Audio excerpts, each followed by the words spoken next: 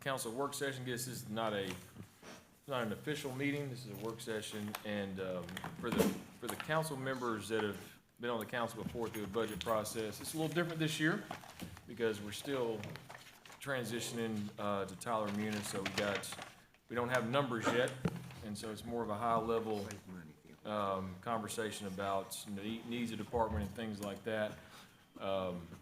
And so the only thing I would say, and I'll let Bobby go over the large packet that he brought.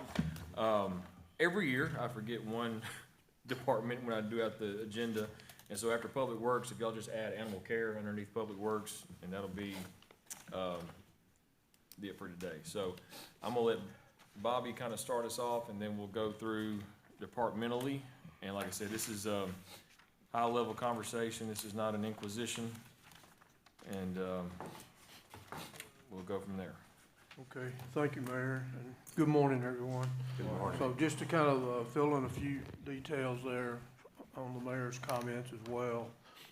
The work on the budget for next year continues. We will complete the budget on time and get you guys to vote on it and send it to the state by June 30th. That's kind of the timeline. So it is a process, and we kind of are where we are right now, but work is continuing.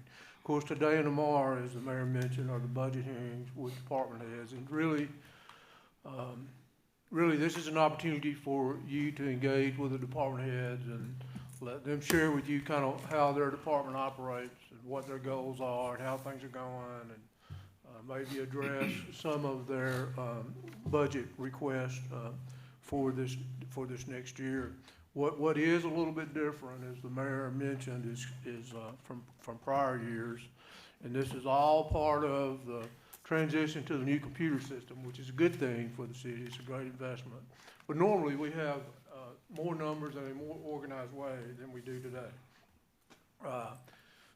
The good news is that I think since some of you all are on the budget committee, and you heard this the other day, but for the entire council, the good news is we have now successfully completed importing all of the FY23 numbers, if you will, results into the new computer system. We've also run the FY23 year-end processes, FY23 again, in the computer system. And really what that now allows us to do, and that's what we're doing today, is, well, if you go all the way back to July, the beginning of this fiscal year, as you know, the revenue office has been operating, we've been processing accounts payable, we've been paying employees, we've been reconciling the bank accounts. We've been doing everything that we normally do over the month to month, over the course of the year, processing those transactions. The problem or the opportunity has been, it's only now that we can actually enter or post or record all of that in FY24 in the new computer system. And the reason for that was we had to get FY23 in there to begin with and close FY23. That kind of created FY24. So that's what we're doing, and we'll complete that. And what's important about that, as far as the budget process for next year goes, normally at these hearings you would have some numbers that say, okay, here's year-to-date salaries, or here's year-to-date whatever, annualized kind of non-salary expense, and that would kind of serve as a a benchmark or something for you to kind of evaluate next year's budget. So we don't have that right now. Now, what we do have though today is we have staffing numbers, right? So we got numbers. Actually, what we have in there is 2 or 3 work papers in the package that I gave you. One is actually the FY24 budget, not actual now, FY24 budget. One is the FY25 positions that have been requested at this point. Then there's a little one-page thing in there that kind of lists the new positions for next year. And there's another little one-page report in there that we had some council members make some requests of HR to kind of go back historically for the number of positions we've had. I think it goes back to FY21 maybe, or 20, I can't remember. So HR prepared those particular numbers, and then what we did is we just kind of dropped in what the budget was for FY '24 and what the budget is for FY '25 currently. Also in your packet, you have a summary of where we are with the capital budget. And then finally, on the revenue side of things, just a quick update for the council. I mean, this won't be a big topic with, one-on-one with the department heads. But as we shared with the budget committee earlier last week, we do have some information from the assessor's office now related to property taxes that we expect in FY '25. That'd be the 2024 tax year, but it funds our budget in FY '25. So we have some of that information. You have a summary, the council members have a summary of that. And then we also have received from MTask and the comptroller's office their suggestions or projections on state shared revenues that are allocated to cities kind of on a per capita basis. You've got a schedule in there that kind of compares what they're recommending for FY '25 compared to what it was for FY '24, right? We're really not going to get into kind of a non-departmental specific revenue discussion this morning. That was not the plan. We want to save time for your work with the department heads. But the takeaway from those revenue numbers, in my opinion, it's flat to very nominal increases in expected revenues for next year. That would kind of be my take on that. But if you have questions about that later on, we can talk one-on-one about that or in future meetings.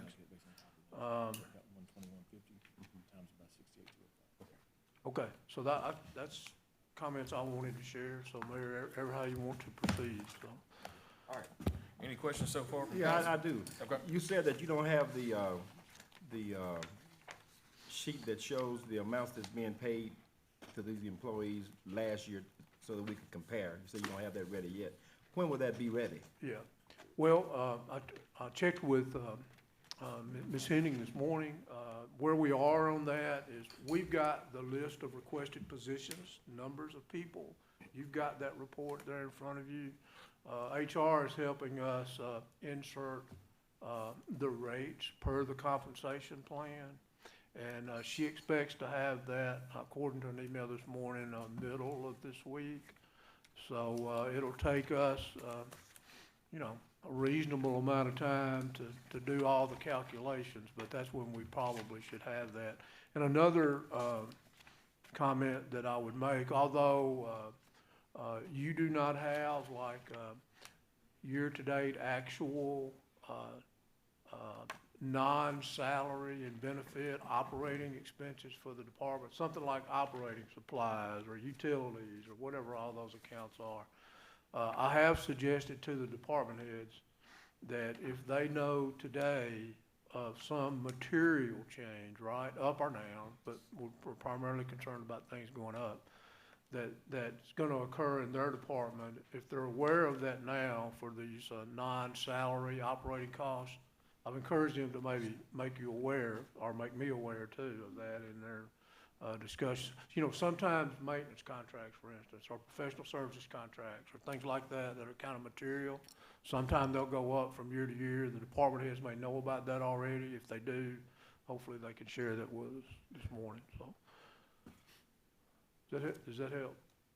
Yeah, we'll have it. It's really a little difficult for me to say. I will say that May will be May, but it always is. But May will be a very busy and sort of demanding month as far as the budget work goes. And so our goal, Councilman Donnell, would certainly be before the budget committee meets again in May that we would have all of that. Okay, because my difficulty is that, we have the worksheet with the positions on it, Right. but I'd like to know what we funded for that last year in order to compare. Well, the way I hoped we could sort of compare it, make that comparison this year is you have FY '24 budget report in there as well. So you could, if you wanted to, you could kind of open them up side by side, and you could say, okay, this particular department's budgeted positions in FY '24 were 20. And in FY '25, they're asking for 22, that's just as an example. And of course, the rate calculation will kind of take care of itself, and that will kind of be based on the compensation plan. Does that help? Just a little bit, Okay, not much though. okay. And we can get you the matrix of the compensation plan of what positions start out at as well. And so I think council too, you know, since this is, not normal year for us, we'll try to get back together either between the next budget committee and the council meeting, so we're not having a full download of the budget at the regular city council meeting and taking all day on that. We can have another meeting to discuss those finalized numbers or close to finalized numbers prior to the council meeting, in June. Right. Yeah. And there'll be council work sessions. Yeah, well, I was gonna say, as far as, you know, Yeah. meeting outside of just Yeah, in the room, kind of meeting to where we're just talking about the Right. budget as opposed to everything else on the agenda. you've probably noticed this already, but FY '24, those staffing numbers, and FY '25 staffing numbers, the report looks exactly the same. Sorry about that, but if you look at the very top up there, one of them says FY '24 and the other one says FY '25. Okay. All right, any other questions? All right, we'll move on to the mayor's office. I guess I'll talk about that. We have no material changes in the office. You look at, you know, capital, there are, I think, one request or two requests. That is gonna be on page 4. Yeah, 4. Conference room technology upgrades, that'll be for Ben Langford room, second floor technology upgrade, and third floor conference room upgrades.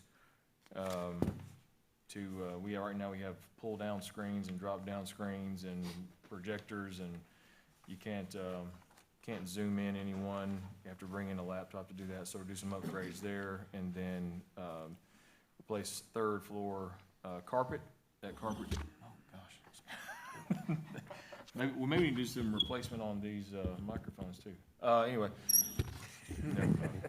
That carpet on the third floor is original to the building, so it's tearing up, and so that's the only request we have for the capital for the mayor's office. But say there's no material changes in operating or staffing that we have, and I'll entertain any questions for that. All right, Innovation Office, I think you got an email from Lauren Kirk last week about that. She is out of town this week and next week, but essentially kind of the overview of what the Innovation Office does and their staffing levels. And I don't think there's any material change for them, so any question about them as well? It's been, excuse me, relatively new department. I'd like to ask her to give us a little written thing of 3 things that this department has saved the taxpayer money on, and 3 things this department has done that has cost money, but to provide needs for the taxpayer. Okay. All right, we can do that. 3 saved and 3 what, provide needs? Yeah, we have something, some Free service services. provided, yeah. Didn't save money, Yeah. provided service. Okay, all right. And so, then we'll go on public affairs, and I will note that in the public affairs area on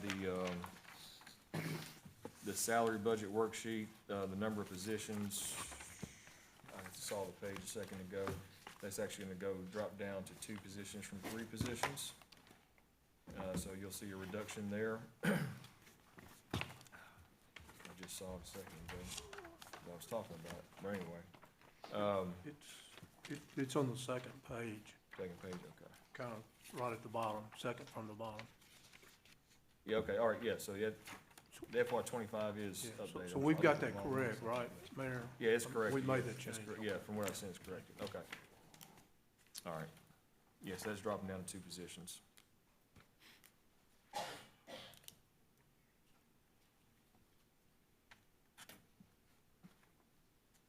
And then city council, y'all got any material changes y'all want? There's some new microphones. Something to do with these lights up there. The lights, The yeah, lights. they're blinding. Take home cars. Take home cars? Johnny, take home cars. We'll take that under advisement. What's wrong with the lights? They hurt- Some of us they- are blind. They hurt their eyes. Oh. They're blinding. They're not used to being in the spotlight. Yeah. Unlike JP. All right, next is, human resources. We have, Mrs. Henning here, if y'all have questions for her. I don't think she has any capital. Pretty sure she doesn't. No, no capital for Mrs. Henning.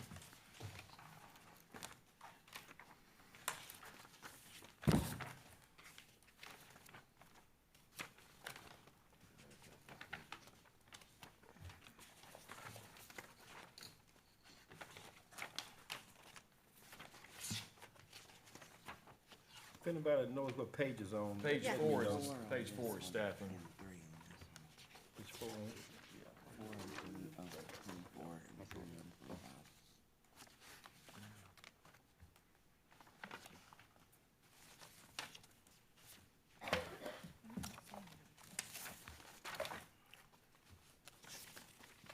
So those of you all who may not know, because it's hard to tell with Mrs. Henning, she's been part-time for a Long time. for no, for like 2 years now, maybe 3.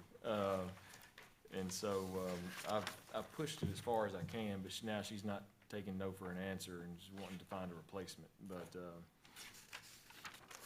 I've tried to ignore that request for a while, but so now we've put that position in for next year's budget for a full-time position as opposed to the part-time. So how many total years have you served? Total 35. She's just getting warmed up, I know, is what I yeah. told her. She's just now finding her groove, but she wants to.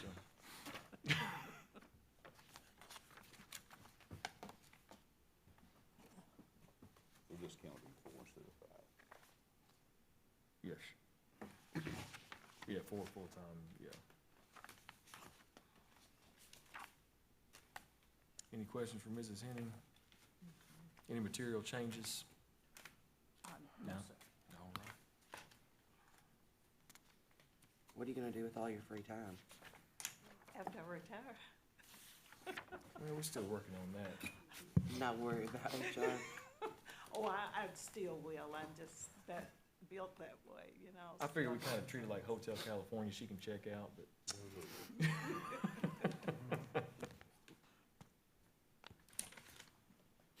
All right, thank you, Mrs. Henning. Internal auditor, Ms. McKinney is fully staffed in her department.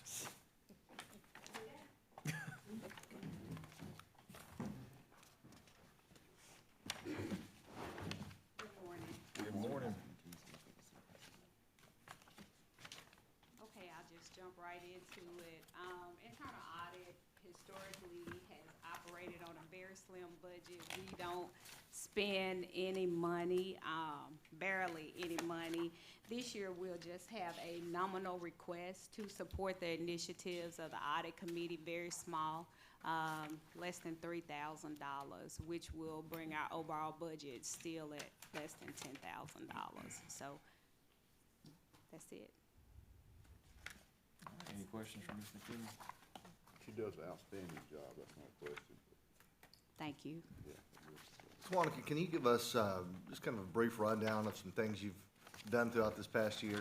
Okay, so this past year, we have formally structured the audit committee, and through that, we are working on our ordinances. We have some very light ordinances now, but we are working to tailor those to fit our city, and then assist our department heads in any policy issues or anything that they may have. So just ongoing and improving. But we have a very on-board audit committee that are eager and just helping, and we're just hands-on with that. Okay, thank you. Thank you. Any other questions? Thank you. Thank you. Next, Bobby, got finance, accounting, revenue, and then purchasing risk management under that as well. Okay. Is that me? My Sir, turn? that's you. Okay, all right. I follow that now. You can follow that. Yeah, okay, from the, city recorder, accounting, revenue office, let me speak to that. Speak to that first. So, in terms of operation and focus next year, you know, the routine things we do every day, been doing for years, gonna try to do a better job on that. But a big focus next year, obviously, will be fully implementing, maximizing the investment we've made in technology, particularly in the accounting department. By this time, we will be fully up and functional, you know, in the accounting department. So we're gonna be trying to maximize that. We will also be, completing the property tax implementation in August. So, the plan is that this new property tax year, which will kind of start about August, and the bills will go out in October, and, we'll be on the new system, which will be a significant, transition for us. Now, as far as staffing goes, we're requesting, one new position in the accounting department. This will be kind of a staff level accounting position, primarily focused really on three things. Certainly helping us maximize and contribute and kind of fully integrate and help the directors in using the new financial system that we have. But in addition to that, the city's at a point now in terms of grants, which contribute a lot to the city. We really need a dedicated full-time person working on the grants. And this new position we're asking for would work on that. And the other thing is this capital accounting and accounting for building projects. Another kind of need that kind of gets shared among several people now. And we'd like to have kind of a lead point person, you know, to work on that as well. So that would be that new position. The other position that's on your list there in the city recorder's office would be a transitional position that would last. I'm not sure exactly the timeline on how long that position would last or whatever, but a transitional position to kind of transition to what we expect to be, you know, a new city recorder at some point. So I'd like to be able to get that person, you know, off to a good start. So that's kind of what that position is. But so I say that the revenue office, really no changes in staffing in the revenue office. So if we don't fund that change, that transitional person, do you stay? So, yeah, we'll see how all that works out. So, yeah, so, yeah. So any questions about, that would cover recorder, revenue, and accounting, so. You had I'm sorry, Go ahead, go ahead. You had mentioned grants a minute ago. Yes, sir. How are grants acquired by the city now? Is there each department writes their own grants or just? Well, of course, the Office of Innovation is active in securing and writing grants, right? But then also some other departments, a good example might be Parks and Rec. You know, they're involved in a substantial number of grants as well. And there are other departments, police department as an example, or public safety, fire and police actually. Sort of the way it works now is a combination of the innovation office plus the actual lead department on the grants. They kind of find and write the grants, right? And we'll be happy to help with that. As a matter of fact, we contribute in the accounting department to that process now. There's usually some information they need from us to apply for grants, that type of thing. Primarily what we're looking for on the position that I mentioned is the accounting and reporting of the grants, not necessarily writing new grants, but the reporting and accounting related to grants on the back end. So this person wouldn't take the place of the other persons who are, okay, I got That's you. right. Thank you. How many grants you expect we have in a year? That's a great question. I kind of anticipated that question because you've asked it before. And you know, the police department has lots of grants.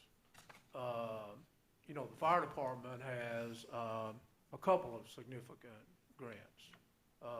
Parks and Rec, I would say, at least in my tenure here, they're at a high point on grants for this next year, probably 6 or 7 grants of various sizes. And then there's the grants that you're more familiar with from the Office of Innovation related to financial empowerment and Luxury Block and those, I'm sure I'm leaving Housing others out. study grants, Yeah, Safe yeah. Cities grants, So- Connected Streets.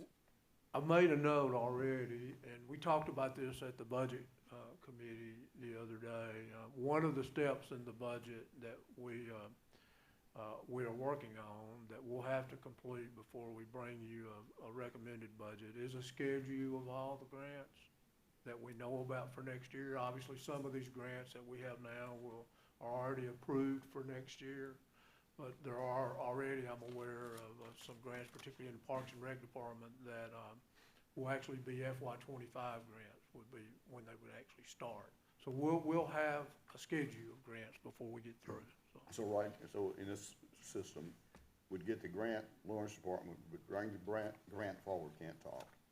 And then your department would do what with it? Yeah. In the future or now? In the future, right. if Yeah, you- well, pretty much what we do is work with the departments in terms of the required information for the grant reporting.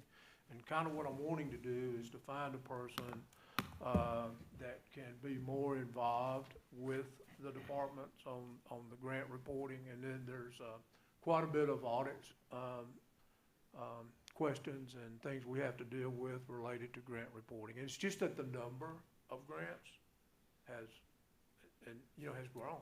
And I almost kind of compare Bobby to what Dr. Lake does at West Tennessee Healthcare. Yeah, she goes out, she writes the grants, and then she has Katrina Carrington, who manages the financial side of the grants after the grants are written and received. And so after the reporting and the auditing and the compliance piece of it. right. So the departments do not have personnel that could do that job.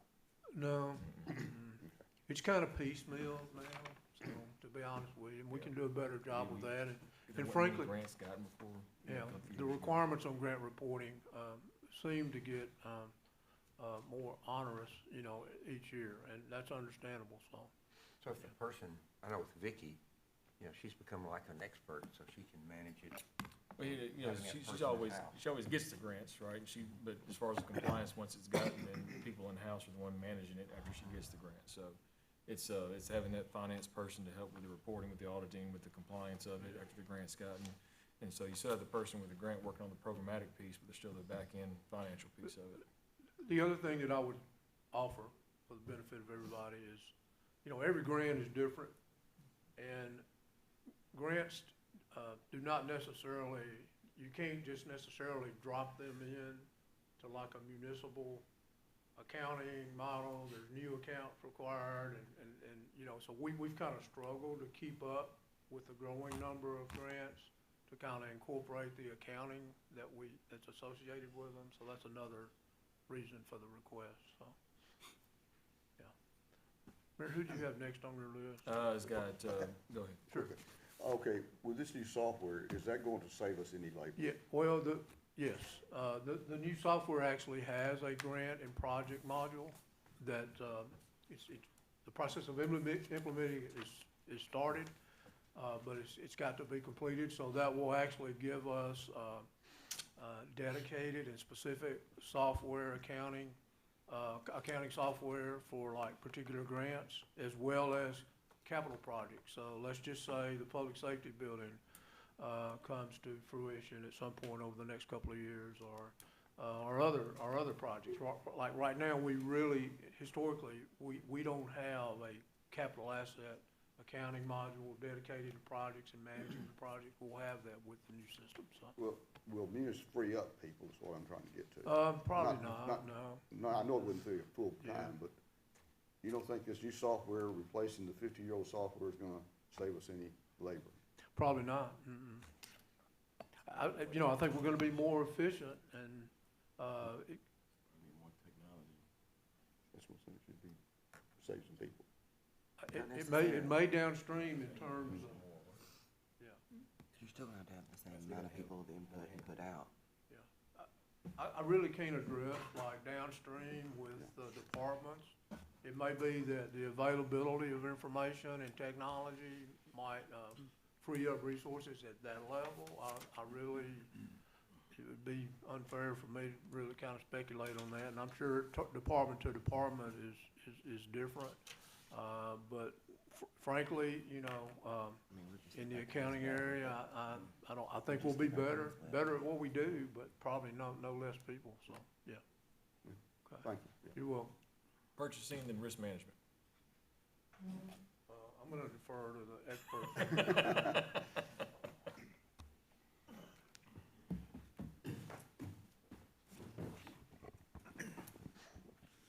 Good morning.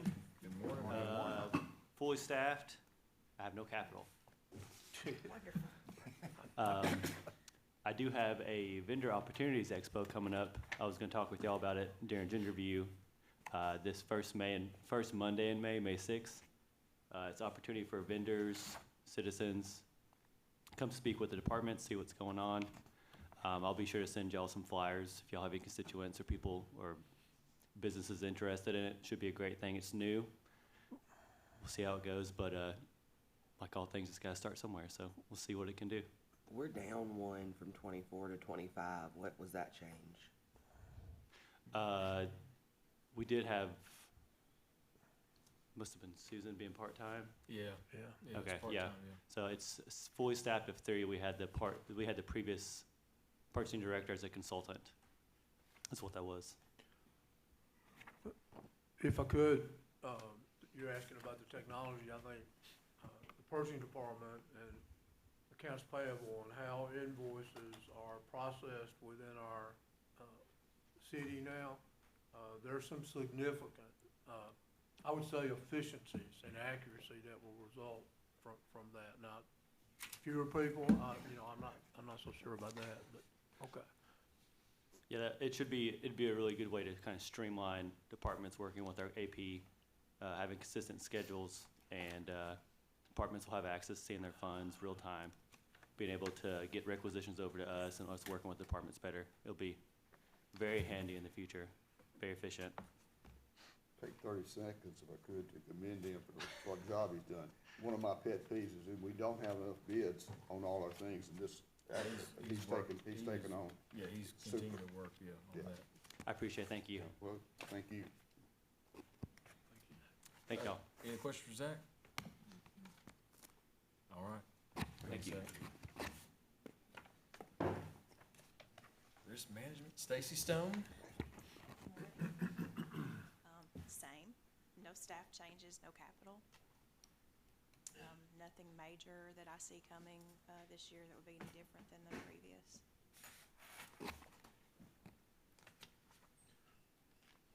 Risk management is one of those exciting positions. If it does get exciting, we're in trouble, probably. Yeah, you wanted to keep it as least exciting as possible in that department. Yeah, that'd be good. So thank you for keeping us bored. Well, we tried. Any questions for Stacy?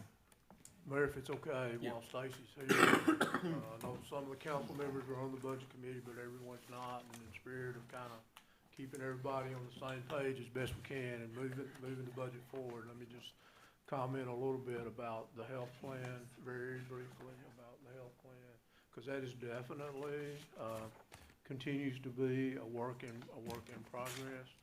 So, just for your information, between what the city funds and what the employees pay, our health plan, I may not get this number as close as Stacy would want me to, but it's a 10.5 or $11 million number. Well, the funding amounts that we have are at 10. Yeah, 10, so. That's how we have, so, and we yeah. should be fine staying there. Yeah, the point being, it's, along with salaries, it's a major expense, so Stacy has been working with a consultant that we use, and she's been sharing some of this information with me, and I kind of passed some of it along to the budget committee the other day at kind of a very high level. It's definitely a work in progress, but as you can imagine, almost all employers' health costs, because of utilization and stuff, have a trend line upward from year to year. And it will also be impacted by the number of employees that we have on the benefit plan, right? So it's a matter of people and utilization. So we would be expecting, you know, I'd rather stay away from quoting a number now, but I know some of the projections that we're kind of looking at look reasonable to me based on my experience in terms of what you might expect the health plan to increase year over year. So, just wanted to pass that on.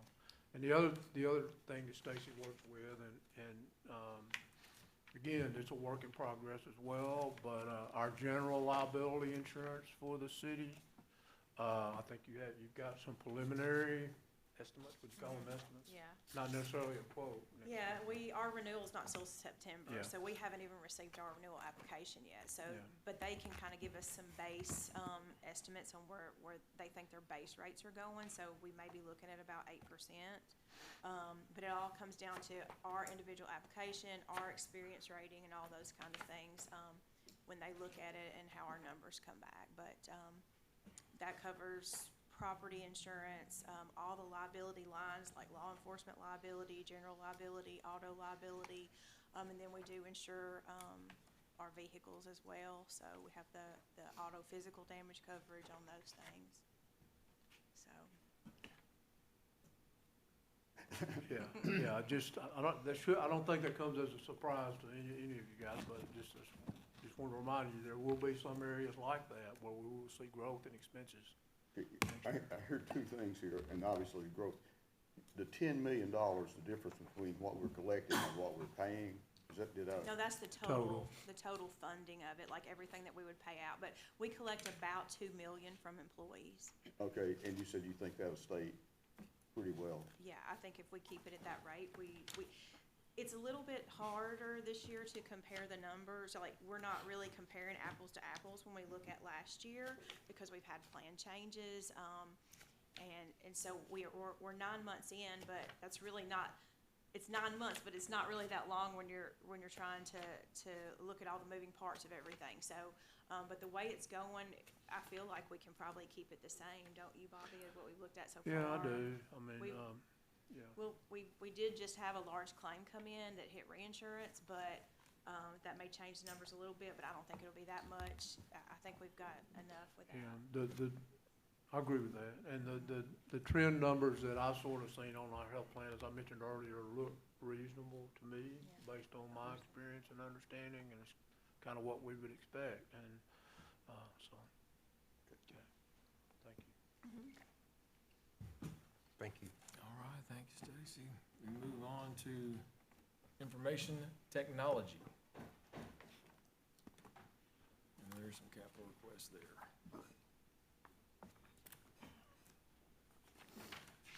There's capital.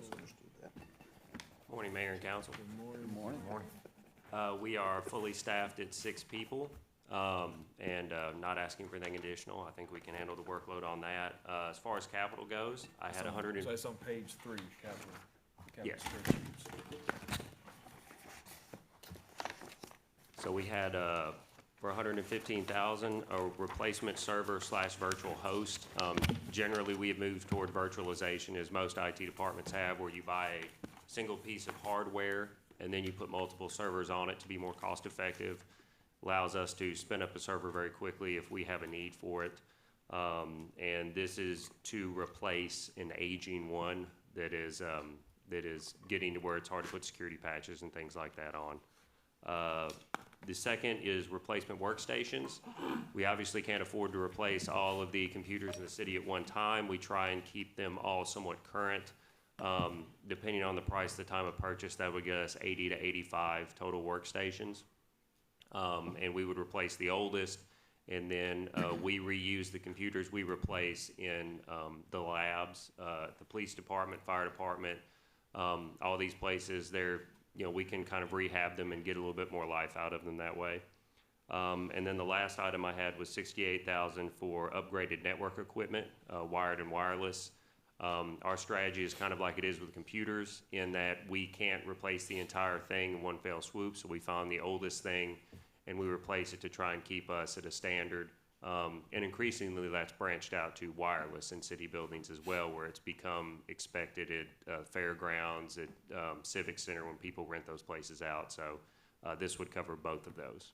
How many computers do we have eventually that would need to be, like, out of the, if we get 80 to 85 on these workstations, how many are left? We have about 525 computers we service. There's probably another 80 that are mobile devices, iPads, things of that nature.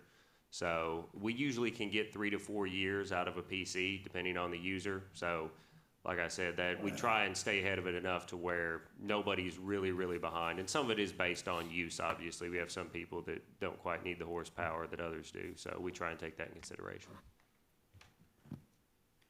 Sir, I'm just curious to know, how are we and other city employees doing to avoid clicking on some type of malicious virus and stuff? Are we doing a good job of that?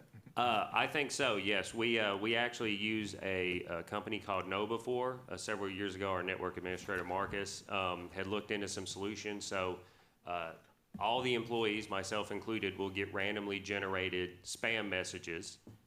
If they click on those spam messages, we get a report, and they have to go through a remedial course on keeping up with that. When we first started the project, I think we had a 25% click rate for employees, and I think now it stays down to about 4%. And we've got employees. I had an employee, one of my proudest moments about a year ago, an employee came to me and was suspicious of something they got from their own mother. And they said, I don't know if this is legit. It was from their mother, but the amount of skepticism proves to me that the program was sinking in. That's a good thing. No, it is, and it's been a very good program, and every year there's training. But like I said, if someone clicks on something, it'll give them training related to what they clicked on to help them identify such things in the future. Thank you, sir. No problem. All right, any other questions for Brian? All right, thank you. Next, move on to planning, growth, and development. Start with the planning department. Good morning. Good morning. Good morning. We have no capital request in planning. We have one open position that we're waiting on to see if we want to fill it yet, because we're gauging the uptick in development connected to Blue Oval and associated things. So we're just gauging the level of workload, and then we will decide if we need to fill that position once that workload gets to a point where we feel like it's necessary. The only capital-related item that I have is not directly within my budget, but we oversee the trail capital item, and we try to pick at least 1 or 2 projects a year to utilize that money on. This year, we have Allen Street, which is there next to where the school system is doing the improvements over in the Oman Arena area, and that's a crosswalk project and sidewalk project. We have a lot of traffic that crosses from Allington Heights over to Salvation Army, and we had a child that was hit by a car crossing that street, so we felt like that it was necessary to go in and look for a protective crosswalk to get people across more safely. So that's that project has been designed. That project has been through the bid process and has been awarded the bid was selected, Martin Paving, but we have to bring that contract to you. So once that contract comes to you and you approve it, then we'll award it to them, and they'll move forward with that. And they came in under budget, so that's a great thing. Mr. Powell, you said that there was an uptick in, building and all that kind of stuff. I'm just curious about what percentage uptick would you think we are having now because of Blue Oval? Well, we're seeing a lot of residential development right now.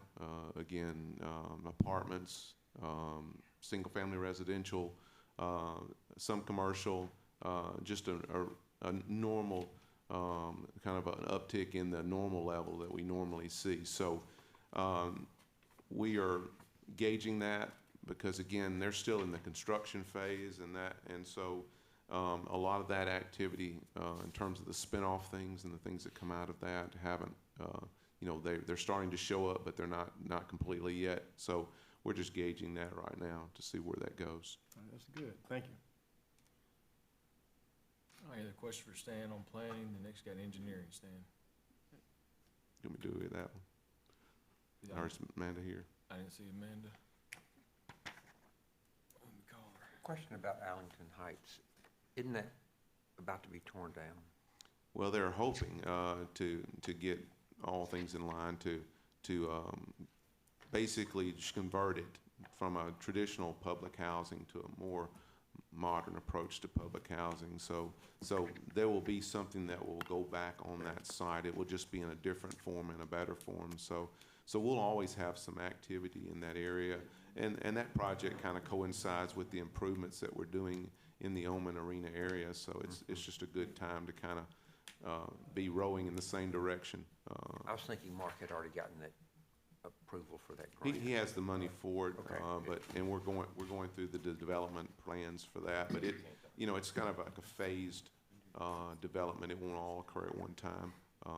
But just to give you a little bit of background, the trail monies, the sidewalk projects, the things that we do, they take about 6 to 8 months to design. So we have 6 to 8 months in design, and we hit somewhere around early spring to get that design completed, and then we bid them out and we start the projects, toward the early part of the spring to get those in. But we also have some projects. We're in design on Chester Levee. That's a project that is a little bit more than what we normally, we put $1 million in the budget, but we sometimes have carryover. I know, Bobby, that's a bad term because I know we don't really. Yeah, it's a confusing term because we don't really have carryover, but we have money that we don't spend because design pushes us late in the year, and these projects tend to overlap fiscal years. So what we don't spend, we kind of put forward so that we can take care of projects like Chester Levee. That was 1.2. It was a little bit more than the $1 million that annually you would have. But that's the only way we'll get some of these larger streets that have a lot of demand, get those sidewalks in place. So I just want to give you that so you understand. Is that 2025, the plan for that? Chester Levee, it'll be when we finish that design work. They're working on it now, but as soon as they finish, it will probably be finished into the next fiscal year, and then we'll start construction. So that one, because of its overlapping nature, it may get designed at the first part of the fiscal year and then be able to go into construction, but we'll see. And Stan, while Amanda's coming down, could you talk about everything, planning, growth, development, and how we're working on efficiency to provide better service to the Yes. residents? With the reorganization of what we normally refer to as development services, which are engineering, building, and planning, all those departments work in approving permitting and site plan approval and development plan approval for those developments. And with the reorganization, what it's allowed us to do is to be able to look at that whole process from start to finish and be able to make changes at any point in that process. And so we've seen some real economies and efficiencies by being able to look instead of, sometimes when you're looking within your department, you can't really see, or you really don't have the ability to affect something that's in another department that may be impacting the way you do things.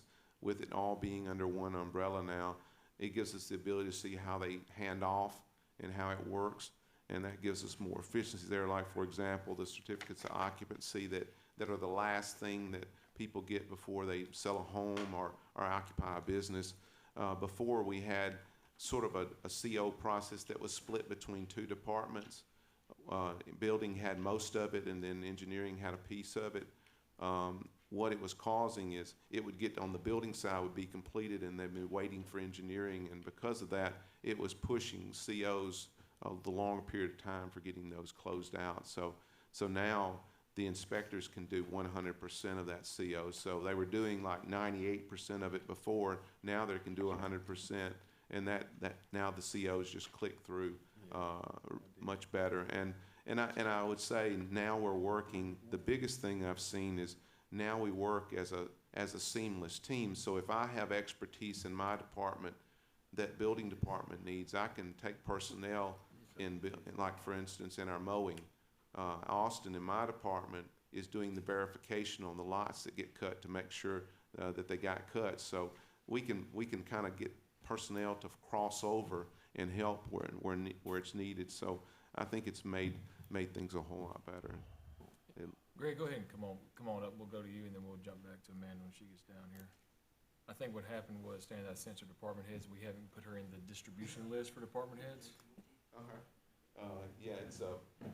Yeah, that sometimes happens, and but again, she likes being heralded. And Good morning. Y'all hear me? yeah. Maybe you can hear me anyway. I think you got, you got capital on page 1 and page 3, yeah. Is it 3? Yeah, 2 vehicles altogether. Yeah, we're replacing, one truck in each department. I'm in charge of building department and housing department, so we're replacing one truck each department. Staffing. Staffing, we had, one leave Friday, so we're gonna shift some people around. I'll wind up, hiring an inspector as soon as we get some interviews going. No additional, just replacement. Greg, how are we doing with the inspections, specifically the new construction? Right now, you know, we've had, I guess, 3 or The 4 door's apartment locked, no, complexes going on at the same time. We're handling it, cause you know, the days go like this, you know, some days we're swamped, some days is not as much, but, we can all cross over, so it helps to do more inspections. So we're handling it right now, with the inspectors that we do have. Now, who knows about the future? I mean, who knows what's coming down the road? But as of today, you feel you're We're well-staffed and well-equipped to handle everything. We're handling it right now, yes. Wonderful, thanks. Now, do those same inspectors that you were speaking of with Councilman McKelvey, do they inspect the illegal dumpings and trash and all those kinds of things as well? Yeah, we have, what I call 6 construction inspectors, and then we have 6 code enforcement, inspectors that do mainly the blight, the derelict property and stuff like that. But if one of my construction people sees that, I've told them to report it to our code enforcement. So, yeah, we can all do other things. All right, and the ones that are primarily assigned to the blight, I think you said 6 of them, are they fully staffed now? Do you have an opening or what? No, we're fully staffed. Fully staffed with those 6? Mhm. Right. Would you give me at some point, just email me the names of the inspectors and the areas of the city that they cover? Yes. It's on the city website. Yeah, it's on the map. There's a map on our city website that would indicate what color and what district that they represent. Okay, now I went to that map and I didn't get all that information from the map. Okay, I'll check on that. Okay, please do. Yes. Thank you. All right, you got any questions from Greg, for Greg? Just personally, I need to get in touch with you about some follow-up with some problem properties. Okay. At Yeah. some point soon. Not a problem. Okay. All right, thank you, Greg. Yeah. Thank you. Next we have engineering. I told them, Amanda, that I sent it to department heads, and they hadn't, IT had not put you in the department heads distribution list yet, so. It's with the- Yeah, she's still in her probationary period of a year now, so. Just oversight on our side. Yeah, so staffing and then capital, really what we're talking about today. Amanda, she, of course, you know, being late to the party, because nobody sent her an invitation. No. She has, basically what they, you know, positional wise, there was one outstanding inspector that we had, but we haven't, filled that one yet, and there's an assistant, I think assistant city. Yeah, there's an assistant engineer. Yeah, and we haven't filled that one yet. As to the capital, she's got in there one vehicle, a truck to replace an aging truck that pretty much has reached the end of its life.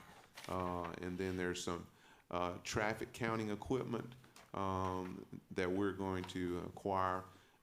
Just about every development that we do now has some type of traffic component to it, and we get many traffic impact, you know, requests to study And that's proved really beneficial. Just for instance, the speed hump process, they make application, when someone makes applications for speed humps, we basically put the traffic counter out there, the stat tracker. We put it out there for 2 weeks, and then we gauge whether there's a speed issue, because speed humps are to address a speed issue. They're not to create a diversion so people will use another street. It's to deal with a speed problem. In most subdivisions, now we have some exceptions, but in most subdivisions, the speeds have been within the speed limit. It's just if you're standing still on your lot and somebody comes down your street at 30 miles an hour, they look much faster than they really are. So we don't, it cuts down on us putting speed humps out where there's not a speed problem. Now we have a few streets that have come back that show a slight speed issue, but it's not, there's no one it uses an 85 percentile. In other words, 85% of the traffic is driving a certain average speed. We have some outliers. Sometimes you see a 100-mile-an-hour one or a 20-mile-an-hour. But yeah, we haven't identified which one of you it is, but yeah. Don't worry about it. Is there any way we can put something in the speed humps on Chickering and Channing Way to figure out how many people are actually speeding and then take them up? We can study that one, yeah. Now, if you want to take them, you're probably the reason they're there. I will go so slow. Are the speed bumps still temporary? They are. They're 90 days. But again, now we study it before we put them out. So most of the subdivisions that have made applications, they didn't meet the criteria for putting speed humps down, because there's no reason to put them down if they're not correcting a speed issue. So. That was it. If you're worried about the speed humps, then you're part of the reason those speed humps are down. Are you a part of the problem or a part of the solution? I'm part of the solution, right? It hurts your vehicle more to go over them super slow. And super fast? If you hit them about 25 miles an hour, it's a lot smoother. No effect. Amanda, are y'all having any issues approving any of the plans that y'all received? Not that I've seen any. I mean, you haven't had any complaints. They haven't trickled down to my way, so. I got you. Yeah, because that review process, I know had gotten a little bit bogged down in the past. Correct. But they are on top of everything, right? Yes, yeah, we've been working on that, and I've been making sure that everybody meets their marks in a timely manner. Wonderful, thanks. Amanda's been doing a great job, and Chris Coughlin, who we also hired. Chris is from the start, his experience working for JEA, working on road type projects. We're getting a better product because when he goes out, he brings 30+ years of experience, and he can notice things before they happen, and so that's giving us results. Just over a whole lot over where we used to be. So he says sometimes he has to go through 2 paint cans when he's marking deficiencies, and he says he feels kind of bad sometimes, but if we don't get a good product, then it becomes a city liability for years and years to come. So we're getting better products, and I feel like he's doing a great job, as well as the other guys, Alan, and they had to go out and inspect these, because again, contractors do a pretty good job, but they do a better job when somebody's out there watching.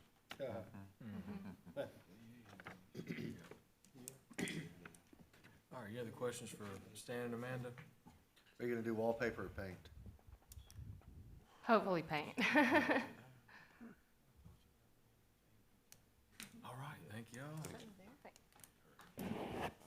Next up, Public Works.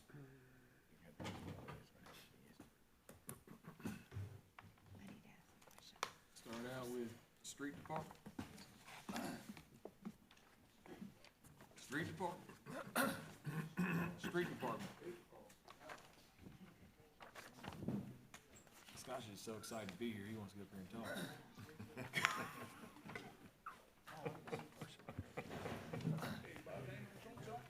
and so we'll talk about, let's see, there, Yeah, I'm going with the cars, so I ain't done it yet. I get starts on there, capital starts on page 5 and goes top of page 6, where that is. And then, we'll talk about staffing as well.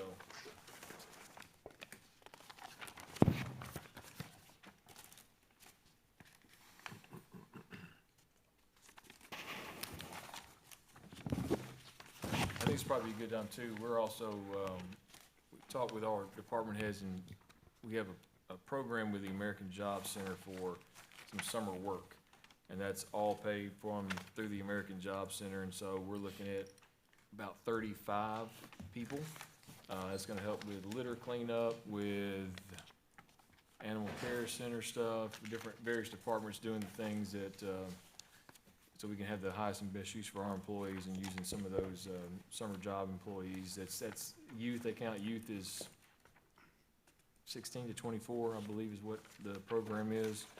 And so, they'll be working with us this summer once we get all those forms back into American Job Center, but they'll be utilizing a lot of those employees as well. Who do you go to apply for one of these summer job positions? The American Job Center is where that's gonna be at. Is that in Henderson? No, it's here, over here on Whitehall. Okay. Well, Guess anybody, either way.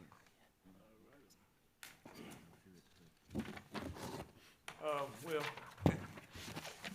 we are just asking for 3 PPL people for employment.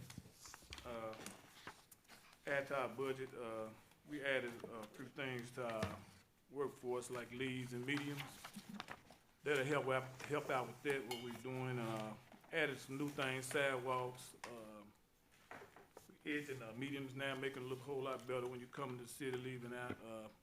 Cutting the grass a little bit more than it usually got cut last year. Leaves, we on the program where we get those up a little bit quicker, faster, and we take call-ins, and we, provide service for the public when they need it quicker by calling in to 311. We're doing a lot of new stuff.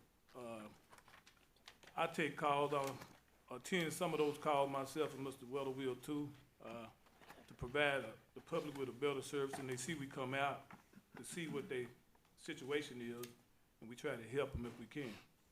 On our capital, well, I'm asking for one increase for one guy at work. He's doing a lot of work out there. Got him as the lead guy. That's the only upgrade I'm giving. Yes, For capital, it's Talking 1 about that person, so we did some restructuring back November. No, it was back January, I'm sorry, I got my notes. Yeah, January did some restructuring, so our groundskeeping department now takes over all of our grounds, all the city-owned property, sportsplex, ball fields, all the buildings, all the property. And our street department is now taking over, all the medians, then they're adding to edging the medians, the litter pickup, also leaf pickup, that they did, which street department did several years ago, and so Percy has experience with that, but it's been, to say it's been a slight improvement is a very much understatement. It's been a dramatic improvement since January of that reorganization, having the street department take over those items, shifting groundskeeping around, and you'll hear from RC tomorrow, but, I just appreciate the guys and their willingness to work and get the job done and the way it needs to be done. So do you cover, are we responsible for the state highways as well? State highway medians. Can we, I've just noticed, on the bypass going over the interstate, that concrete median, all the stuff that gets collected there, It's gone. oh, is it? Okay, good. Yeah, Mr. Yay. Austin had me clean that up last week, so it's gone. Thank you so What much. I did, I put the night sweepers. You just can't go in the daytime. You might get killed. Yeah. So I took the night sweepers and a truck driver and had the state pick up some of the big stuff, and we went back and swept it and swept it and swept it for 8 hours. So it's clean as a whistle. And so we'll talk about this tomorrow with the police, but we have an officer that's retiring, coming back, is gonna be, so Officer Butler, our litter officer, will go, he's actually doing illegal dumping, prosecution side of it, and then, I get Chief Corley to say who the other officers, I can't remember now, will actually be sitting up, pulling trucks over that don't have tarps. And so working on that littering piece as well, and so we'll be, we'll work on that. That's the problem we have now. We can clean up the bypass today, and then on Wednesday, it's gonna be trashed up again, because there's trucks driving with don't have tarps on top of them. And they're coming in from the north, taking the bypass down to Airways, going to the dump. And so we're gonna post that litter officer up there to catch them not tarping their trucks. And hopefully some participation from inmate labor Yeah. in the near future. I have a question. I don't know if this, because it's your street, correct? Okay, so Austin, you remember the conversation we had about the restripping? And you said that you didn't have any more in the budget for that? Correct, So yes, ma'am. how can we get that? Because I still have people, it's right where Chick-fil-A is, on Stonebridge. There's absolutely no lines anywhere, and there's been probably 2 or 3 wrecks, because people don't realize, apparently lines are what people need, and there aren't any, and so, how do we, I don't know if this falls in your guys's. There may actually be about that much left over to complete that project.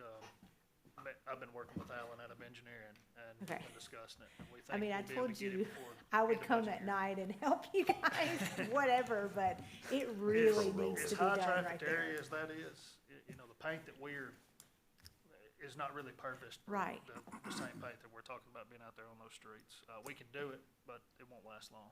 Okay, so, We typically contract those things out just because of how much safer it would be for somebody to Yeah. be in a truck and paint them than it would be us out by hand. And if we did, it would have to be at 2 or 3 o'clock in the morning just to prevent somebody getting ran over, as busy a street as that is. okay, It's in the works. It's Okay. one of about 3 streets we've got on the list right now. Okay. Hope to have it done by the end of the year. I just wanted, I'll work that, me and Amanda and Alan will all get together and try to get that done. I just for you. wanted to make sure if we needed that in the budget, Yeah, and we yes, could yes, get ma'am. that, because it's important. It's really hard when it rains to see. We need money. Everybody loses their mind when it rains. All right, so y'all wanna go through and talk about your capital? Yeah, we can. So it starts on page 5, goes to page 6.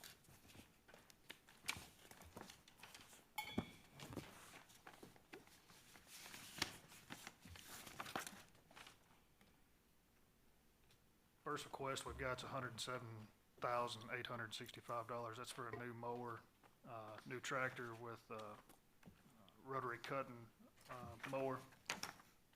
Second to that is the Z-Track. That's for cutting uneven grades. Is that correct, Percy? That's the mediums, yeah. We got those on there.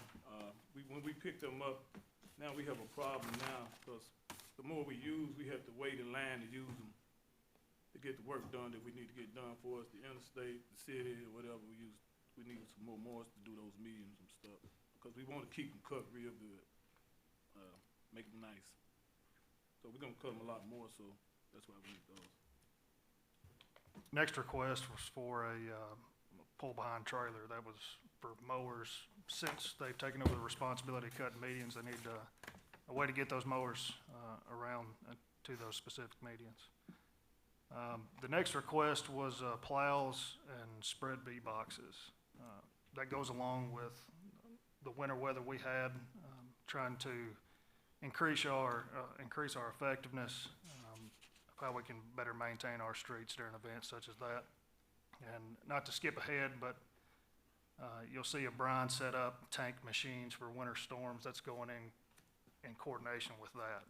The abilities for us to be able to produce our own brine instead of purchasing it, using granulated salt that we currently have in stock, we can utilize it, creating our own brine, spreading our own brine, and this gives us the abilities to do that. Back up to the Falcon 4 hot box. So the hot box is, well, Johnny, why don't you speak on that? That hot box is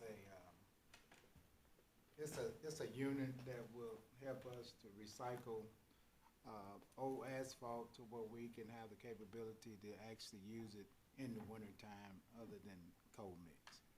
The cold mix just don't do anything for us. Cold meters don't bond anything. We're filling the same potholes 5, 6, 7 times in a month.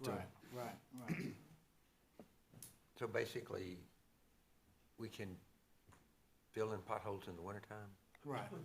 And have them last longer than a week. Yeah. Do we not have that, that heating device? Yeah, that would, actually, we could actually use that in the wintertime as well. Right now, we can only use it this time of year because you have to have additional asphalt to go along with it. So with that being,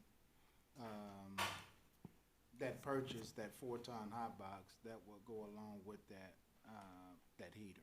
So that will help fill in the excess that we You need. still gotta add some hot mix to it when you do the patch or that infrared, so you can't put the cold mix with the hot mix in there. That's cool.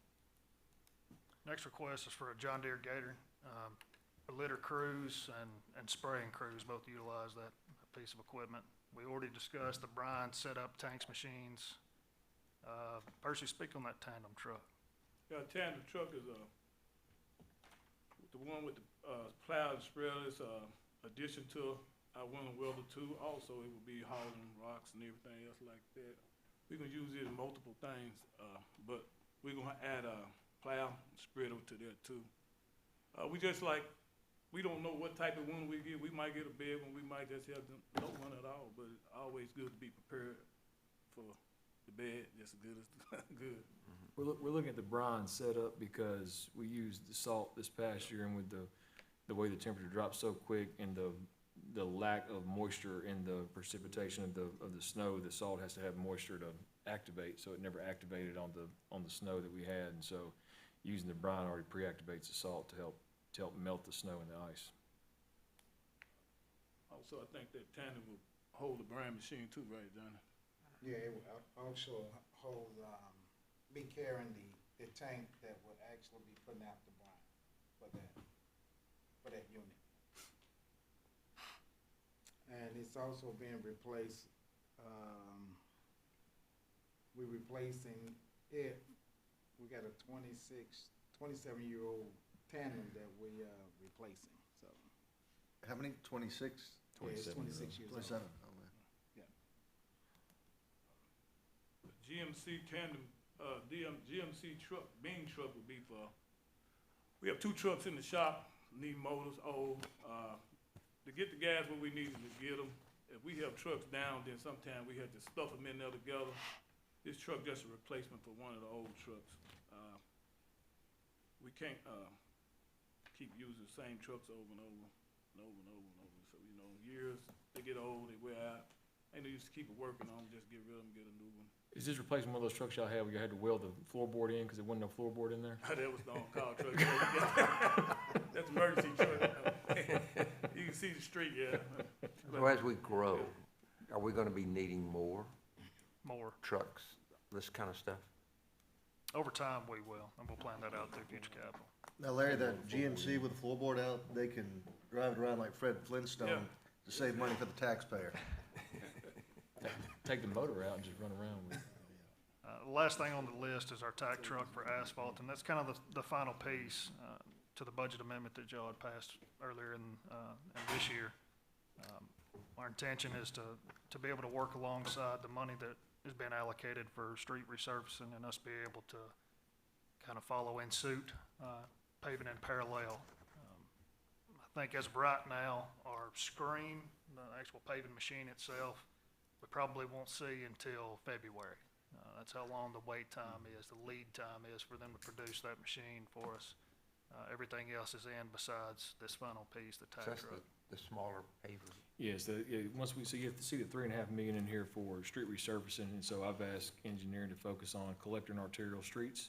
There are a couple of residential streets in that repaving plan, but as we move toward, we can utilize our in-house for our alleys, our residential streets, and then we can focus on our contract for those larger streets.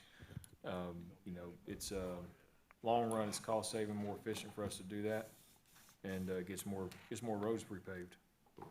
And when we get that paving equipment, we all have the staff and personnel in place to run some paving out there every once in a while? We do. We have some employees that have experience with paving. Great. You speak about the repavement list. I saw the older repavement list. Has there been a revised one now that you're talking about? I think it's probably best that engineering hits on that, but I know that surveying has been conducted. Well, Well, Yeah, they're they look- probably gone now. I think the survey's completed now. Okay, so the list of the streets that are gonna be repaved, where is that? It hasn't been finalized yet, because they're still working, they got a couple of streets are waiting on JEA right now to see if they're gonna cut them, because we don't wanna repave them and they cut Yeah, them. okay, now who is it that's doing this right now? Which department? Engineering does it, they go through and study the streets and then work on those streets, but as soon as JEA gets back to us and we get a finalized list, then we'll get that to you all, and that'll be for the 3.5 million. And Mayor, correct me if I'm wrong, but did we get a new Pazer study for the rating of the road conditions? Yeah, we're Is going that through, recent? yes. Just an estimate about when that list might be ready. We're talking about, Waiting on JEA. So we're at their mercy right now, so I mean, it's gonna be ready. The goal right now is to get it to you all as soon as possible, and then, provided you all approve the budget, we can get to bid in July. okay, all right, that's fine. Let me say one other thing too before we go. I wanna commend the street department. I get a lot of comments from my constituents where they can see things being done. They see the, grass being cut. The street was just done on Lexington the other day. And, they make comments to me, and I wanna commend you all for that, but I want you to pass it down to the employees that actually do the work, because they don't get enough credit. They don't get enough credit. They get it. You know, but I want you to make sure that they give it to know them. too. But I really do appreciate y'all for what you do, Mr. Weller, Mr. Jones, and Mr. Clark. Thank you very much. There has been a particular person in my district who has been very vocal negatively and on social media, and I know some nasty emails have been sent. And the other day, they actually texted me and they were like, I don't know what y'all are doing different, but it's actually cleaning up and looking better, and I just wanna tell you that. And I was Amen. shocked Amen. that she had that to say. I was like, okay. So, yeah, y'all are doing great. All right, thank you. Is there any questions on any of the capital requests? For street department. We need it. I have a quick question, Mayor. On that sidewalk we had talked about, I know we had discussed it, Commerce, Yeah, it's in design right now, so we got the specs back from Kimley Horn 4 or 5 weeks ago, so now it's, the bid specs are going out, and so it's going on, not design, going to bid now for design. This for For Highland and- Commerce and Griffin, no. Okay. That's money we have allocated through American Rescue Plan, for that.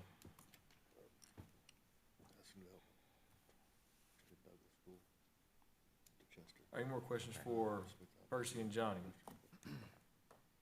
All right, thank you, guys. Move on to traffic sign. Thank you, I appreciate it. Thank you. Take it easy, Bob. See you. I don't wanna see Percy move so fast unless he's running up out of here. He's turned around. Yeah. So our sign department only has one request on capital. It's for the solar, powered message boards. Typically, we do a lot of, well, I'll let Kelly speak to some of it, but I'll summarize. We, conduct a lot of work where it's necessary that we get some notification to drivers, whether we're setting up signs or creating an intersection like at, Ridgecrest and Henderson Road. It would have been helpful to have the abilities to notify people way in advance.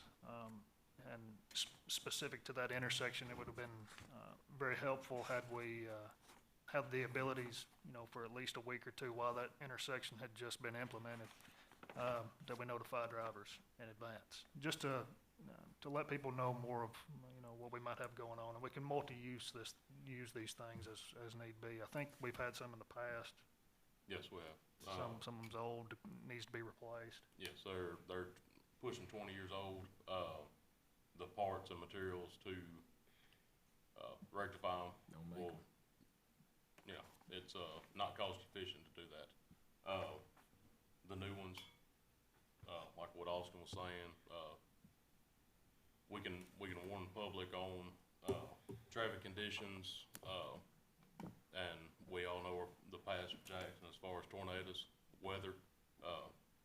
Something like that comes through, they can be implemented on warning the public on road shutdown due to weather conditions or any other kind of traffic issues that arise.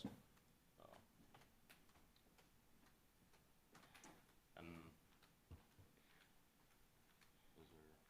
That's it. I think we've got one request for, An additional employee as well? Yes. Yeah, so the additional employee, there's four of us right now. We transferred one. Street department. Yeah, from the street department 2 weeks ago.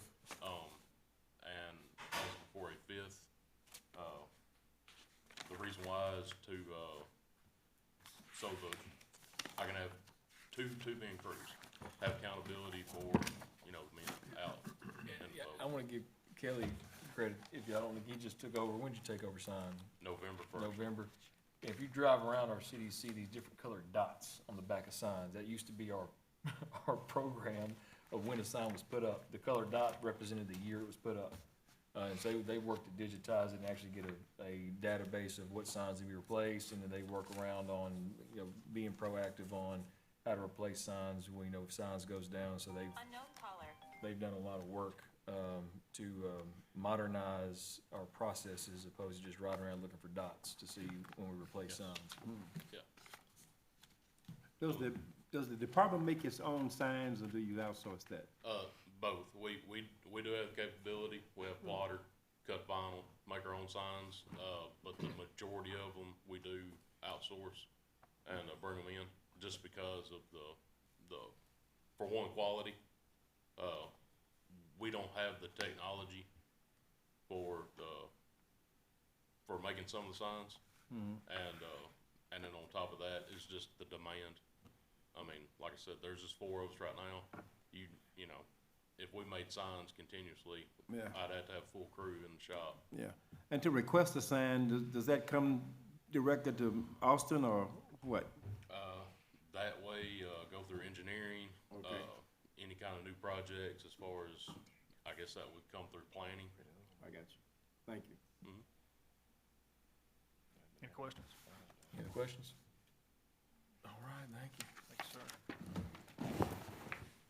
you, sir. Signalization, there's no capital, no capital, request. no request for employees, so we're good.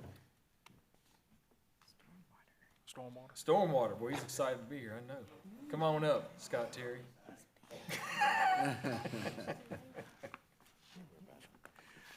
Stormwater capital is on page 5.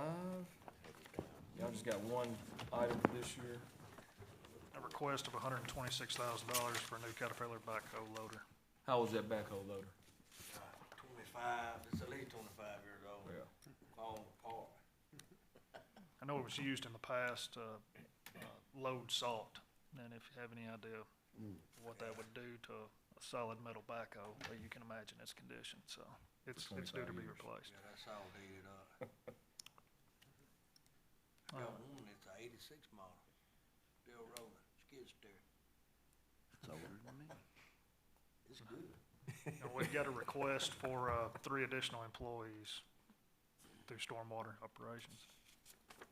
And what's the objective there? To add the new employees? Try to catch up. Just, responsiveness and. I mean, we need, honestly, at this point, we've got 2 crews that we can send, one each direction, and for a city of the size of Jackson, it probably needs to be double that. Of course, we probably don't want to jump too far ahead until the stormwater assessment project's completed, and we know really what our demand is out there and the condition of what the system looks like. Then we can better justify the decisions we make, the investment we make, whether that's employees or costs, so. Sure. So the drain off the street, is that a JEA problem?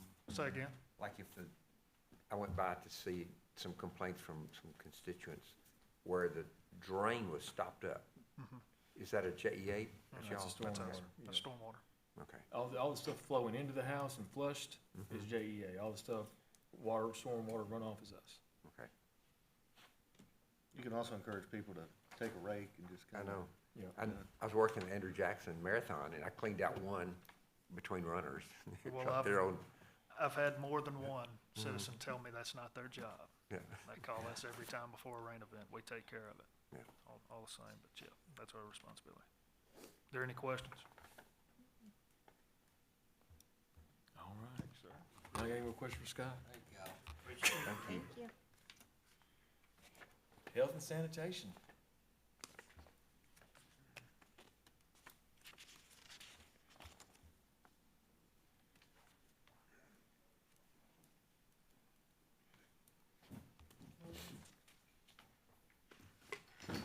I know you've never had anything to do. I say, yeah, Debbie's in the back there, but y'all see there's a reduction from year to year in staff for health and sanitation. We've got the 311 call center up and going. And, you know, as I told, we had a cabinet meeting last week, I believe, and told them I can tell that 311 call center is working. Our departments are working because the volume coming up to my office is not as much as it was a few months ago. And so, they're doing a good job getting things entered. They're closing out old tickets that weren't closed. And so if you all put some tickets in a couple of years ago, you're seeing them pop up getting closed out because we got somebody, a department focused on that. So that's where a couple of those H&S employees went, was at that 311 call center. H&S, the capital is gonna be on the back underneath the alternative financing. As you all know, that our H&S department is under our solid waste special enterprise fund. And so they're funded through our solid waste revenues, and so those are their capital requests there, and I'll let y'all talk about anything else. I'll let Everybody's looking at Lonnie everybody speak to else. I know how she thinks to speak to audiences, so. Yeah, Chris, are you supposed to say something? Is you, Chris, look back, look back? We've got two pieces of capital. We're trying to buy a tandem. It'll be used, we're currently working to divert some of our brush from the landfill. We're taking it so it can be mulched. This truck will be utilized with the claw trucks, because now you pick up a pile of brush, you pick up furniture, now you've got to sort it, you can't take it to have it mulched. So we're gonna use this truck, the claw truck can load it, kinda take trash to the landfill, claw trucks can take the brush to be mulched. The other item is a, pickup truck, we're replacing a 2004. This will be utilized by our quality assurance officer, and it will be a hybrid, so it should help with fuel. Can y'all talk briefly, I know we're not into the contract yet, but it's kind of a pilot phase of utilizing and taking that brush to be recycled for mulch as opposed to taking it to the landfill. Yeah, so, the current tree contractor is mulching as well, and he's certified. I believe some of our groundskeeping has used, that mulch. So it is a waste diversion. He is needing, brush. And so right now we're on a trial run to see how many tons we're bringing him. We'll go through that June the 1st, and then once we have some numbers, we'll put together a contract or an agreement. Cut down on, cost and pop tires at the landfill. Exactly. And it sounds good to the public. We're taking your brush, we're mulching it, and then we're putting it in your playgrounds. That repurposing. Yep. Sounds good. We're always looking for waste diversion, so brush is probably a huge percentage of our solid waste that we pick up. At the end of this fiscal year, would you have a record of how many tons of trash your department has picked up during the fiscal year? Absolutely. Is that available? You got that? Okay, would you make sure I get that when it comes to it? Thank you. Get a request for one employee. Do I know? On my side, Accountant. well, the associate's accountant that is actually replacing one of the staff that transferred to the 311 call center. That's the lady that does our billing. And then we are eliminating the part-time clerical that we have due to the call reduction. But she will also go full-time for our clerical issues. Yeah, so what we've done, because we've had so many people over the last so many years that know 425-8545 is solid waste, and know that, the number leaves me now for street department, those two base numbers for those departments are now routed to 311. So you call 8545, or you call the street department number, then it's routed to 311, so they can assist you and put in a ticket for you, as opposed to, calling H&S and then put a ticket in, so 311 operator can put that ticket in for you. All right, any other questions for health and sanitation? So looks like the recycling attendants, those are posted positions, or? That, I don't know why that says new. They've been here since the recycling center opened last year. They're part-time. Yeah, so it's not a new position. The two guys out there do a good job. They're always pretty helpful, so. Yeah. One of them's a constituent, so I get an earful every time I drop off cardboard. Need to find out which day he works. Avoid that day. Just for information. Or just be prepared, right? Yeah. All right. Thank you all. Thank you. Next up is garage, and capital is on page 3.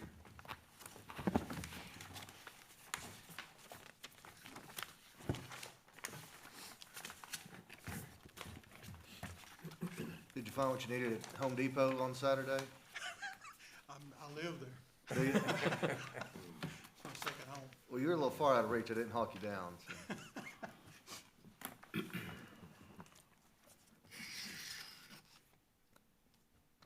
see capital there for hose crimp, computer software, and what is that, generator repair? Yes, it's the generator, for the garage. It works, but it only works when you turn it on manually. It does not go automatic, so with the fuel islands, running 24/7, if it goes down, we'd have to get a call and come up there and cut them on where they would, work, so, that's really the only one that's actually gonna really cost the city any money. Those other two items, I can promise you will pay for themselves within 4 months, on what we're spending. We spent over $60,000 in, about 7 months on hydraulics, and, it's kind of a catch-22. We had, 2 years ago, we had made a proposal with this company that we would buy the fittings and the hoses from them, and they were gonna furnish the machine.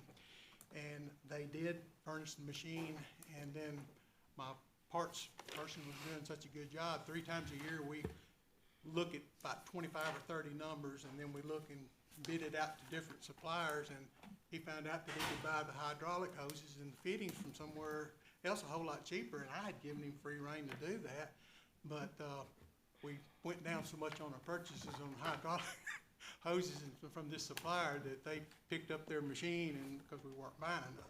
But the good news is, even at that, it's gonna save cheaper than what we would if we would had the machine donated, because we're buying the hose a third of what we were paying for it in the fitting. So now we're working on, if y'all do approve this, we're gonna actually put the inventory in, because every one of those claw trucks, pavers, they all have hydraulics on them, and they're constantly breaking hoses and stuff. So anything that we can do is gonna be a huge savings, and hydraulic hoses are very easy to make, and we do it in-house, or we were, so. We probably spent close to that, just in that 1 week winter event we Oh, had. it's on no plows, question, I mean. Plows and trucks. And we can teach every one of those employees down there how to build a hose. It's very easy. So that's definitely a savings there. As far as our staffing goes, I want to commend HR for, they've gotten me 2 excellent employees in there now. I'm very pleased. We're still, from 2020, we had 11 employees at the garage. Well, now we've got 8, but we've got 8 really good ones, and I think if I got 1 more, I think we could keep that level at 9 and be getting just as much work out. Now with these 2 that have come on, we're actually being proactive and being able to schedule the PMs. But for about a year, we've just been doing the PMs when the vehicles came in and look and they were due, and not reaching out to the departments to bring those in. I mean, we were still pretty much maintaining the ones that are being used on a regular basis, but we like to get every piece of equipment in there at least once a year to go through it to make sure that it looks good, so. But, we're still doing exactly what we were doing before. We try to spend every dollar like, well, it is my money, but it's the taxpayers' money, so we wanna feel good that we're saving everywhere we can.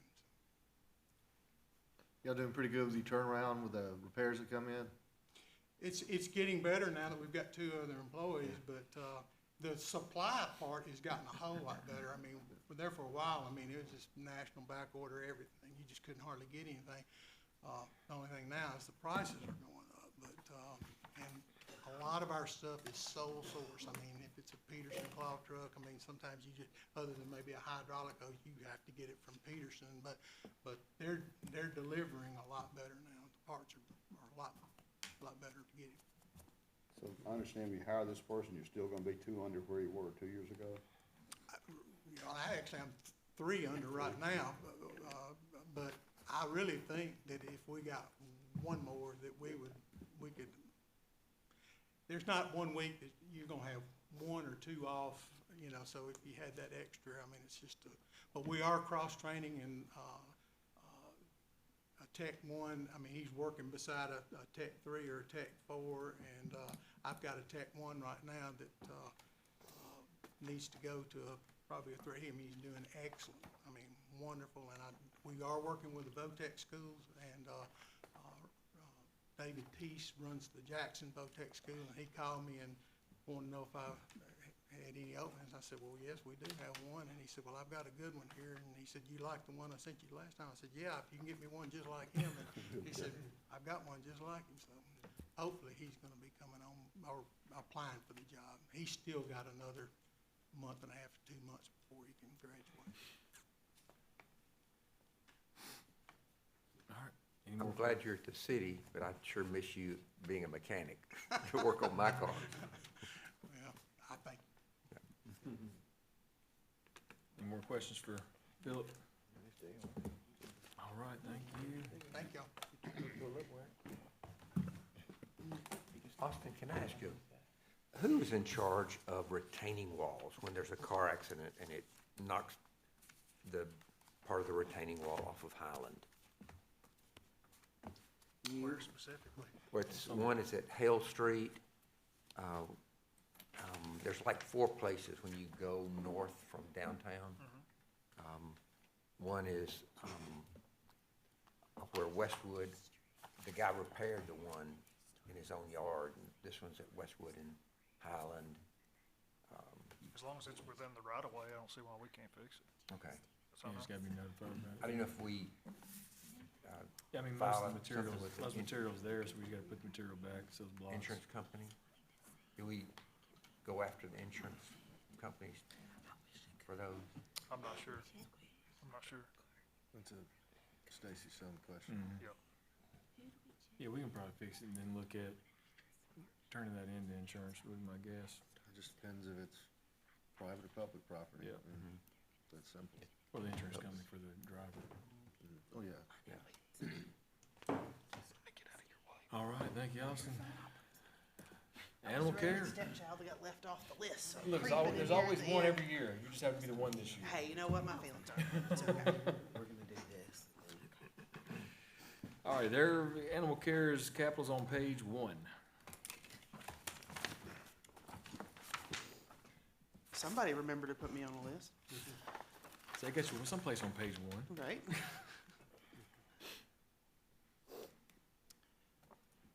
So ours is really straightforward as far as capital budget goes. We've got, animal handling equipment on there first, and that is going to be a pretty wide gamut of stuff. It runs everything from catch poles to, traps to some transport equipment, things like that. Drop-in animal control transport units, we need 2 of those. The dog boxes that are in the back of the trucks that our animal control officers drive, were piecemealed together by the director of, maintenance that had already retired when I started in 2008. So they have put in the miles and the doors are literally zip tied in place. They're not secure, so they need to be replaced. And with the higher number of call volume, higher number of calls that we're experiencing over the last several years, we need to put something in there that's gonna last 2 decades like these did. So we initially wanted to do the chassis mounted units that just replaced the full bed of the truck overall. But when we went to order trucks for those last year, they had like a 2.5-year lead time on trucks. And the trucks we were driving were also held together with rubber bands and had a hamster under the hood, making them run. So we went ahead and bought just regular F-150s that have a bed on them, and then went to drop-in units as opposed to chassis-mounted units, which actually saved us about $40,000 because the units we're wanting now are $16,000 and the chassis-mounted units were about $37,000 installed. So we need 2 of those, one for each animal control truck. And then one of the things that was not included in the budget for the new facility is furnishings. So desks, chairs, conference tables, yada, yada, yada. None of that was in the actual budget. So the other capital budget item on here is $70,000 for office furnishings for the new facility. How many people in the office? In, like, they work in my front office or in my department? Your department. 11 currently. So the furniture is for your front office or for your office? No, it's for the entire building. We have a on-site medical clinic, so it'd be for the vet's office there. It's for the animal care techs. It's desks for each duty station in each area of the building. Desks, chairs. We got a conference table for our meeting area, things like that. So the old furniture can't be moved? The old furniture was original to the Humane Society in 2004, so it is, and it was donated then by private individuals. I was gonna say, I would encourage you guys to go tour the Animal Care Center currently if you have questions, because you can really see where the needs are. I mean, My desk is honestly. older than I am. And I would also remind council, per our last audit, and the audit before, and the audit before, and the audit before, and the audit before, our capital is one thing we keep getting dinged on. So the opportunity to replace and produce new capital is a good thing per our audit findings. I don't know what that means, but sure. Just nod yes. No, I mean, What he said. It's helpful to you. I think I got my first animal from the humane shelter when I was like 4 years old, and the stuff is still the same, and we've had multiple. I have a question for you. Whenever we met at Jackson Animal Care Center, you had talked about, like, do you feel like you have enough employee, like, animal control officers and that sort of thing? To say that's on the Yeah. salary budget, if you go, Right. Yeah, if you yeah. go back a page. I saw. We're adding 3 new animal care techs this year. And that's because when we moved to the new facility, our kennel space, is increasing by 175%. So, we need more people to manage the Yeah. facility. And just to give you guys a heads up, next year, I will be asking for another animal control officer because Jackson has grown. And we've had 2 animal control officers for the city of Jackson since 2001. Population has increased, of course, demands have increased, level of care has increased, so we're gonna need another officer in the future as Jackson continues to expand. I would say they're spread extremely thin. They are. I mean, they do an excellent job, but I really feel like you guys need more. Well, we're trying to mitigate the hit that the city takes each time, and so instead of coming in and asking for 12 new employees, it's 3 animal care techs this year, then next year we'd like to add an officer, trying to spread it out some, based on the current highest need. How do y'all coordinate with the county? We don't. So if it's in the city, we handle it. Period. If it's in the county, they handle it, and there's no crossover help either way. No, sir.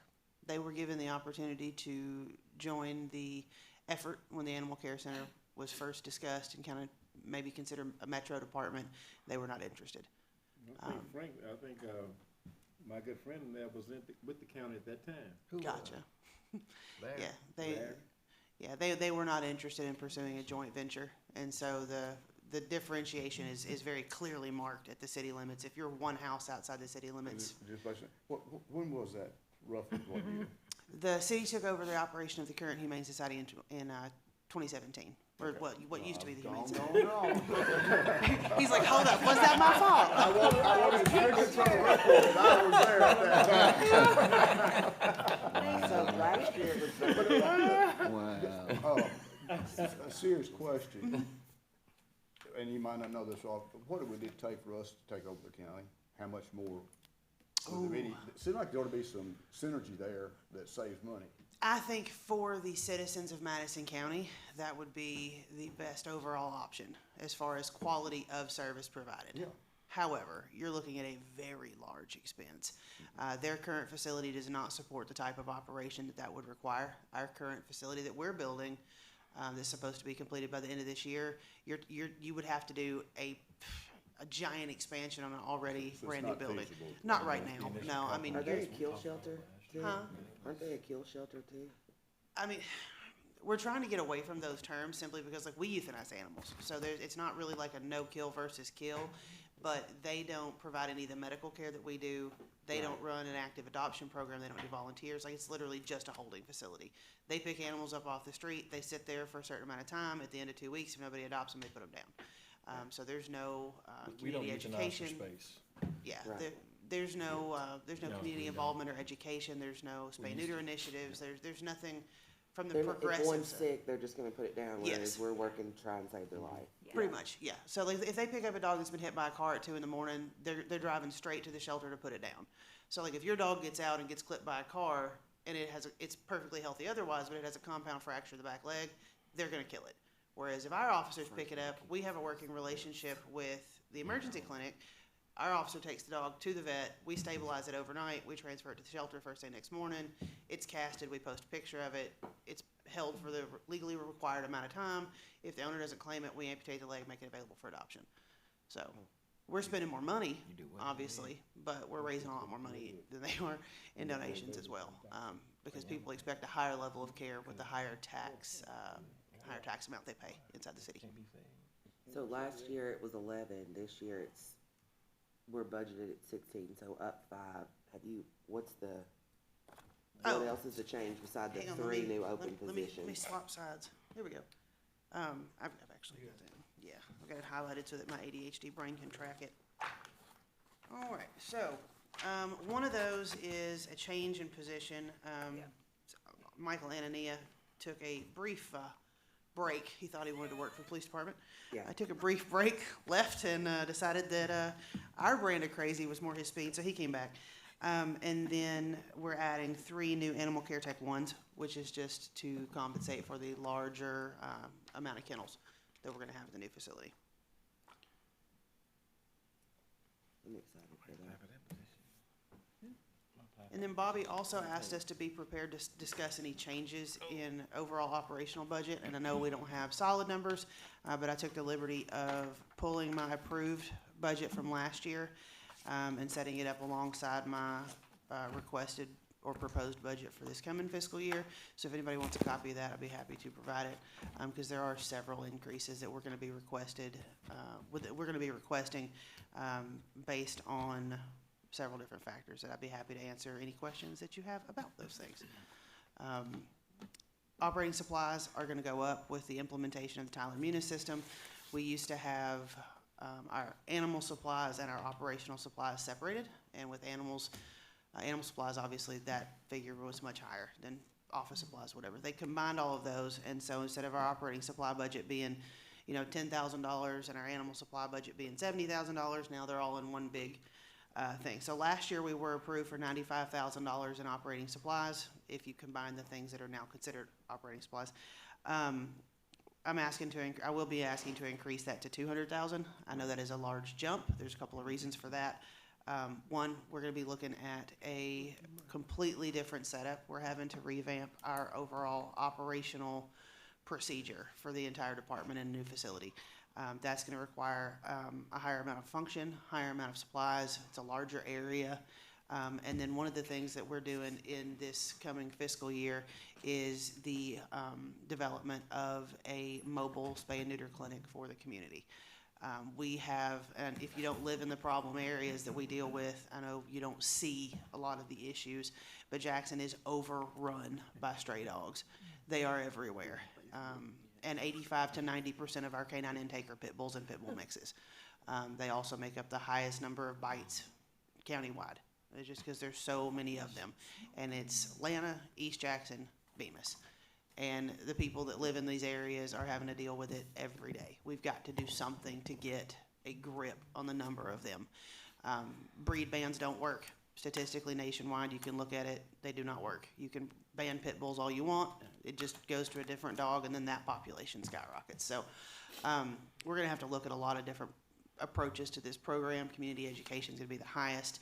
We've got a lot of people in these areas that are contributing to the problem because they can't afford to do any better. They wanna do better, they don't have the resources to do so. We implemented our spay and neuter program almost 4 years ago. We've done almost 7,000 surgeries in Madison County in that time period for spay and neuter. But the only people that's helping are people that have cars. So the people that don't have a vehicle and have to take public transit don't have the option to use that resource because they can't take an animal on public transit. So the only option we've got available is A, work as transport ourselves and go to their house, pick up their dog or cat, drive it to the vet for them, drop it off, pick it back up, take it back home. That uses a colossal amount of man hours all day, every day. Or we can bring the service to their neighborhood. So that's what we're looking at doing. We partnered with the Co. We acquired a re-outfitted schoolie. It's an old school bus that had been transformed into a mobile, what did they use it, bus for? It was a technology center, I think. Yeah, it's a mobile technology center. It did not take off the way they really wanted it to, so the bus has just been kind of been sitting.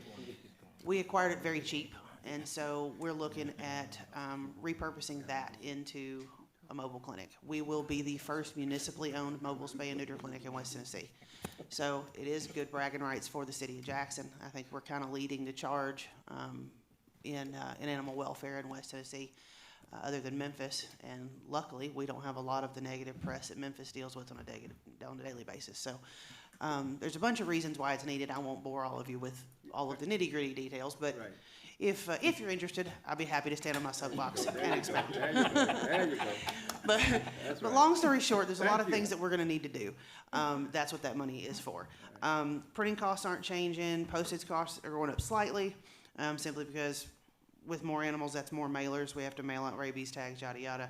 Our utilities going for $30,000 to $60,000. That's because for the first time in the history of the organization, we have air conditioning in our kennel areas. So that cost is gonna go up. Computer IS services are gonna go from $1,500 a year. We're requesting $30,000 for the first year, for the installation and maintenance of required software. That's gonna drop by about $12,000 after the first year because the initial licensing will have already taken place. And then. I think we got it. Okay, well then I won't go over the $50,000 increase for the other one. Me and Richard's ready. It's lunchtime, my bad. If you would like a copy of this, I'll email it to you. You better tell all of us. Thank you all. and Thank you. I'd like a copy. Okay, council I'll just send it to members- everybody, and if you don't want it, you can just. Yeah. Council members and Bobby, we'll see you back tomorrow morning, 9 o'clock. All right, a little bit later since the work's over. Now, this is, y'all got out early today.